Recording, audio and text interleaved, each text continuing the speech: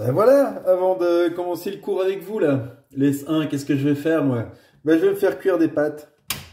Et pendant qu'on va se faire cuire des pâtes, eh bien, on va un peu observer ce qui se passe lorsqu'on fait bouillir de l'eau pour les pâtes. Vous voyez? Alors d'abord, eh bien, j'ai placé mon petit poêlon d'eau sur une source de chaleur. Et on va observer au fur et à mesure ce qui se passe dans le liquide que je suis en train de chauffer, dans mon poêlon, et donner une explication aux différents phénomènes que l'on observe. Alors regardez, la première chose que vous voyez, hein, vous voyez un petit tourbillon qui a l'air un peu translucide comme ça, mais vous voyez qu'au fond, il y a des sortes de formes. Et bien ça, ce sont les premières molécules d'eau qui sont en contact avec la chaleur au fond du poêlon, qui commence un peu à s'agiter. J'ai essayé de me rapprocher sans brûler mon téléphone. Je ne sais pas si vous le voyez.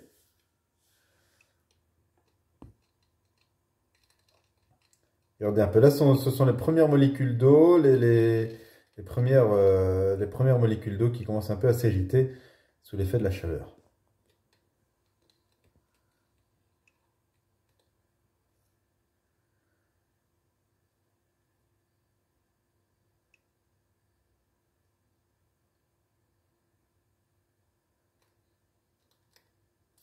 Ensuite, observation suivante. Vous voyez qu'il y a des bulles de gaz qui commencent à apparaître sur le fond de la casserole.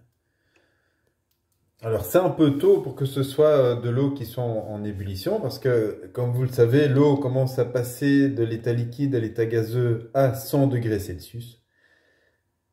Les bulles de gaz qui apparaissent là dans le fond de la casserole ne sont rien d'autre en fait que des substances qui sont présentes dans l'atmosphère, mais qui peuvent se dissoudre dans l'eau. Et c'est en fait principalement des bulles de gaz que l'on peut retrouver dans l'atmosphère, donc de l'oxygène, du CO2, qui une fois dissous dans l'eau, soumis à la chaleur, vont pas avoir besoin d'une chaleur trop élevée dans l'eau pour passer de l'état dissous à l'état gazeux. Et alors une fois qu'elles ont l'énergie suffisante, hop, elles repassent en surface et vont se retrouver encore à nouveau dans l'atmosphère. Et vous voyez encore, hein, toujours que dans le fond du récipient, vous avez toujours les molécules d'eau qui s'agitent.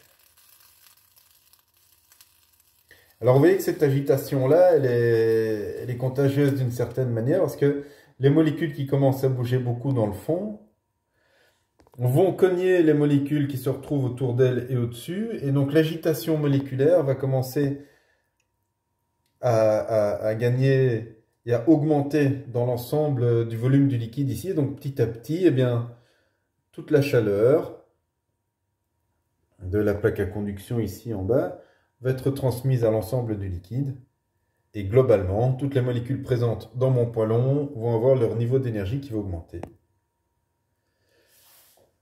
C'est pour ça qu'on observe, regardez, hein, sans que ce soit en ébullition, vous avez ici déjà de la vapeur d'eau. Et cette vapeur d'eau, en fait, ce sont les molécules d'eau les plus chargées en énergie qui vont passer directement à l'état gazeux. Vous avez de la vapeur d'eau ici. Et ce changement, ce passage des molécules d'eau liquide les plus énergétiques qui se retrouvent juste à la surface de l'eau et qui vont passer comme ça dans l'atmosphère à l'état gazeux, on appelle ça une vaporisation. Parce que c'est sous l'effet de la chaleur, mais ce n'est pas encore une ébullition en tant que telle. A few minutes later. Il y a d'ailleurs de plus en plus de vapeur d'eau sur ma caméra. Et maintenant, pour passer à l'ébullition en tant que telle, il va falloir attendre un petit peu. Je vais d'abord frotter la caméra pour qu'on observe la suite. A few minutes later. Et voilà, on y est, regardez là, il commence à y avoir ce petit bruit typique de début d'ébullition. On dit que l'eau frémit quand on entend ce petit bruit. Et puis après, ce que vous pouvez observer maintenant, c'est que là, clairement, vous voyez que dans le fond du poêlon, là, vous avez carrément des bulles de gaz qui se forment. Et là, ce sont des molécules d'eau, un ensemble, une grosse quantité de molécules d'eau qui ont tellement d'énergie qu'elles n'ont pas d'autre choix que de passer à l'état gazeux. Et ces molécules à l'état gazeux, vous allez voir, elles forment des grosses bulles à la surface. Elles se divisent en plus petites bulles lorsqu'elles sont dans ce qu'il y a encore de liquide, vont aller à la surface et vont donc passer à l'état gazeux. Et là, on commence vraiment à avoir une véritable ébullition. A few minutes later. C'est-à-dire que les molécules d'eau à l'état liquide ont tellement d'énergie qu'elles passent à l'état gazeux. A few minutes later. D'ailleurs, voilà, on voit la vapeur qui est ici au-dessus.